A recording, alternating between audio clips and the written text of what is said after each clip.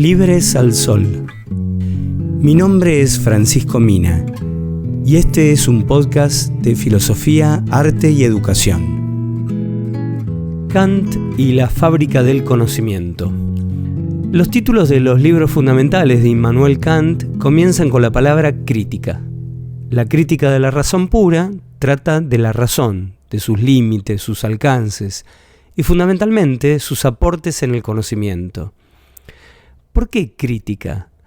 Porque hasta Kant, y según él mismo explica, el pensamiento era dogmático.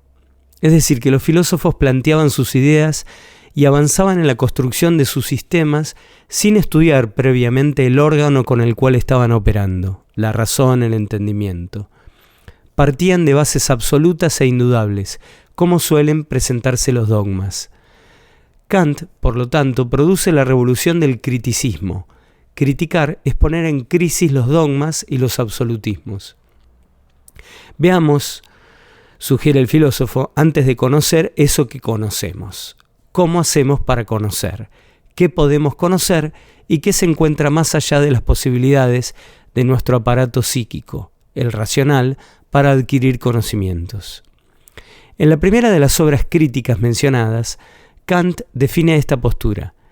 La crítica no se opone al procedimiento dogmático de la razón en su conocimiento puro como ciencia, sino al dogmatismo, es decir, a la pretensión de avanzar con un conocimiento puro formado de conceptos, el conocimiento filosófico, y con el auxilio de principios como los que la razón emplea desde hace largo tiempo, sin saber de qué manera y con qué derecho puede hacerlo.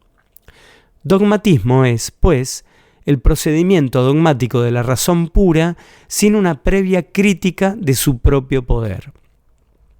¿Es posible el conocimiento? O dicho de otra manera, ¿cómo es posible que yo desde adentro pueda conocer eso que está ahí afuera, que nada tiene que ver conmigo?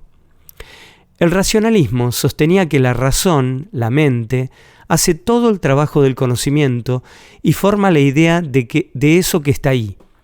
Pero en última instancia no conozco eso que está ahí, sino la idea de eso que está ahí. Veo algo, lo miro, lo estudio, luego digo, eso es una piedra. ¿Realmente eso es una piedra? Mi conocimiento dice que eso es una piedra. ¿Qué es eso en sí? No sé. Sé lo que yo puedo captar de eso, la idea que mi intelecto produce en contacto con la realidad. El empirismo, en cambio, sostenía que yo soy como una tabla rasa, una tabla de cera lisa en la que esa realidad va dejando sus impresiones, como haciendo marcas. Según Kant, el conocimiento es un producto de ambas fuentes. Todo conocimiento comienza en la experiencia, empirismo, pero no todo proviene de ella, racionalismo. El conocimiento es algo así como una mezcla de elementos. Algunos provienen de mi interior, otros del exterior. Yo recibo un caos de sensaciones que luego, en virtud de mi estructura lógica, de mi constitución mental, transformo en un objeto. El inicial es el momento empírico. Mis sentidos captan lo que les viene de afuera, los datos que aún no constituyen un objeto. Yo recibo esas impresiones en mi mente y las ordeno, las vuelvo a un objeto, de modo que media una elaboración, una intervención fundamental del sujeto de conocimiento en la constitución del objeto. Recibí de afuera meras impresiones, tomé los datos y los organicé, los fundí en un objeto, el objeto piedra. Puse en funcionamiento mi fábrica de conocimiento. En esa fábrica tengo yo dos grandes moldes. Uno es el espacio, el otro es el tiempo. Tengo más moldes que voy aplicando, pero detengámonos en esos dos moldes capitales donde se vuelcan los datos y se organizan. No podemos pensar las cosas si no están en un espacio determinado. En un extremo de la mesa mi hija está haciendo la tarea, mientras en el otro extremo estoy yo escribiendo apuntes para el curso de filosofía. A unos metros sobre la mesada de la cocina hay masa de pan levando que voy a cocinar al terminar este trabajo. La computadora, los cuadernos, la mesa, las sillas, la masa del pan, mi hija y yo estamos distribuidos, ubicados en el espacio de la cocina de casa. Eso pensamos. Pero Kant enseñó algo muy diferente. El espacio es un principio a priori, eso que antes llamé molde, que mi mente contiene para ordenar los datos. A priori significa anterior e independiente de cualquier experiencia. Soy yo, mi mente, quien pone el espacio como quien pone una pantalla y proyecta imágenes sobre ella. En ese espacio no es sino un elemento de mi estructura psíquica. Yo ubico cosas, personas, y en cierta manera constituyo el mundo. Pero sucede que esas cosas y esas personas no están inmóviles. Las cosas pasan, se mueven, yo me levanto y camino. Después siento que alguien camina detrás de mí. Es mi hija que se levantó de la mesa y me sigue. Algo hay antes, algo después. Eso es el tiempo. Si decimos antes, después, decimos algo que no está ahí, sino que nosotros ordenamos desde adentro. Es el molde tiempo. El tiempo sucede a través de mi persona, en el ordenamiento que yo hago de los acontecimientos. Al igual que el espacio se determina a priori, independientemente de la experiencia. Eso significa que nosotros no obtenemos las nociones de espacio y tiempo en virtud de haber percibido espacios y tiempo. Todo lo contrario, el espacio y el tiempo son las condiciones de toda experiencia, que están en el sujeto y no en el objeto. El fenómeno y las categorías. Tenemos pues dos grandes moldes. Uno es el tiempo, el otro es el espacio. Pero no son los únicos, ya que para que el conocimiento se produzca, aún falta una estructura, esa que me permite decir algo de algo. Decir, por ejemplo, la pared es blanca, o la línea recta es la distancia más corta entre dos puntos. Las categorías. La facultad que aportan las categorías es el entendimiento, que es la facultad de conocer por medio de conceptos, es decir, de juzgar. Juzgar significa enlazar, representaciones, sintetizar. Pensar es justamente llevar a cabo ese acto de síntesis. Según Kant, las categorías son 12 y se dividen en 4 grupos. Las categorías de cantidad organizan el material que recibo por los sentidos, en, por ejemplo, una piedra o muchas piedras, etc. Las categorías de relación involucran la famosa relación de causalidad, entre otras. Cuando digo, Pablo está contento porque su papá le trajo un regalo, he conectado dos actos diferentes por medio de la relación causa-efecto. En estos moldes, pues, se vuelcan los datos y en ellos se organizan. Lo que aporto desde mi interior, el a priori, son formas universales, porque provienen del entendimiento, y este es universal, es compartido por todos los seres racionales. Las categorías y los moldes son el aspecto objetivo del conocimiento. Sobre la base de los mismos materiales, todos construimos los mismos objetos, el mismo mundo. No compartimos la misma experiencia, pero sí los mismos mecanismos para aprender la experiencia. Gracias a ellos podemos comunicarnos y entendernos, aunque nuestras experiencias, la suya y la mía, en materia de piedras o de flores o de amor, sean sumamente disímiles. Eso es el fenómeno que en su raíz griega, phaino, significa aparición. Lo que aparece o se muestra. En efecto, mi conocimiento del mundo surge de esa extraña conjunción entre los datos de la experiencia, los moldes del espacio y tiempo y las categorías, que transforman ese fenómeno en un nuevo producto.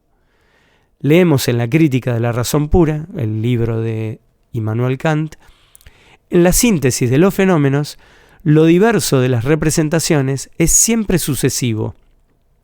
Desde que percibo o supongo en esta sucesión una relación con un estado precedente, conozco un objeto que debo ubicar en el tiempo en cierto punto determinado, el cual, dado el estado anterior, no puede ser más que ese, de donde resulta, en primer término, que no puedo invertir la serie poniendo lo que sucede antes de lo que precede, y en segundo lugar, que dado el estado precedente, el suceso determinado tiene lugar necesariamente e infaliblemente. Interesante en esto la intervención en el tiempo pasado de la película Volver al futuro. Fenómeno alude a representación, a modo de aparecer. Así se me aparece o representa la realidad. Hay una pregunta legítima que probablemente te hagas. Sí, pero eso que está ahí, eso no es una piedra en sí, por sí. No lo sabemos. Para Kant, todo conocimiento implica aquel mecanismo que conjuga dos actividades. Percibir, que es tomar datos de afuera, y pensar, que es elaborarlos en las categorías internas de nuestra psiquis humana. Por consiguiente, solo puedo conocer fenómenos, la manera que tiene eso que está ahí de aparecer. Un individuo crítico podría contraatacar. Sí, pero fíjate que todos los que pasan delante de eso que está ahí afirman que es una piedra, de modo que eso no es un fenómeno, es una piedra. Yo replico, tenés razón, ocurre que todos nosotros disponemos de la misma fábrica racional mental, y por tanto todos tendemos a decir que eso que está ahí es una piedra. Pero en realidad, insisto, no sabemos qué es, porque hemos mezclado eso que está ahí con esto que está aquí en mi cerebro, en mi aparato cognoscitivo, en mi propia fábrica de conocimiento. Lo incognoscible. En consecuencia, eso que está ahí tiene dos maneras de ser. Una es su ser para mí conocimiento tal como se me aparece, es decir, el fenómeno. La otra manera es el ser en sí, que es en sí y que no puedo captar, porque captarlo es transformarlo con mis categorías en conocimiento. El noumeno, de la raíz griega nous, el punto más alto del conocimiento. El fenómeno de lo conocible, aquello que aparece y se muestra, que es objeto de experiencia posible. El noumeno, en cambio, es lo incognoscible, lo que no es objeto de experiencia, a veces llamado cosa en sí. Uno es el objeto para mí, al que llamo piedra, flor, etc. El otro, el noumeno, es eso que está ahí en sí, fuera de mi alcance. Todo esto lo explicó Kant en la Crítica de la razón pura. De este modo colocó una valla definitiva que limitaba el conocimiento a las cosas que nos rodean, el fenómeno, y al sujeto que las aprende. Y todo lo que fuera metafísico, aquello de lo que no tenemos experiencia, lo que no impresionara los sentidos, lo teológico o espiritual, no estaba dentro de los límites del conocimiento. Dios no entraba en el campo de la razón pura, ni la inmortalidad, ni los valores, ni la libertad. El hombre solo podía captar el fenómeno, aquello que podía codificar y clasificar según los moldes y categorías de su fábrica mental. Hasta aquí una extracción que hice yo con algunas intervenciones del capítulo La fábrica del conocimiento del libro La filosofía de Jaime Barilco, un filósofo argentino. Bueno, vamos ahora con Kant, la experiencia posible y la experiencia imposible. ¿Qué es lo que Kant se propone conocer? ¿Qué es el mundo de la experiencia posible? ¿Qué relación entre sujeto y objeto propone la filosofía kantiana? Estas son las tres principales preguntas que se hace José Pablo Feynman en esta clase sobre el conocimiento en Kant. ¿Qué es lo que Kant se propone conocer? Kant quiere conocer y explicitar los fundamentos del conocimiento, los alcances y límites de la razón pura. Kant dice: yo quiero fundamentar la ciencia, yo quiero fundamentar un pensamiento científico que demuestre efectivamente cómo funciona la razón humana. Entonces va a hacer un paso genial que él va a llamar giro copernicano. Es el sujeto el que va a darle forma al objeto. Lo que hace el sujeto es conocer al objeto y conociéndolo le da forma, es decir, solo hay objetos para el sujeto cognoscente. Kant va a decir: todos los objetos se nos presentan en el espacio y en el tiempo. Ahora, el espacio y el tiempo los pone el sujeto. El espacio y el tiempo son los modos en que el sujeto puede conocer a los objetos, ponerlos ahí. No están en el objeto el espacio y el tiempo, están en el sujeto. El sujeto solo puede conocer aquello que se le presenta en la modalidad en que él lo establece, y él lo establece poniendo ahí espacio y tiempo. Ustedes observen que esto es partir del sujeto. Es el sujeto el que construye al objeto. Este es el giro copernicano.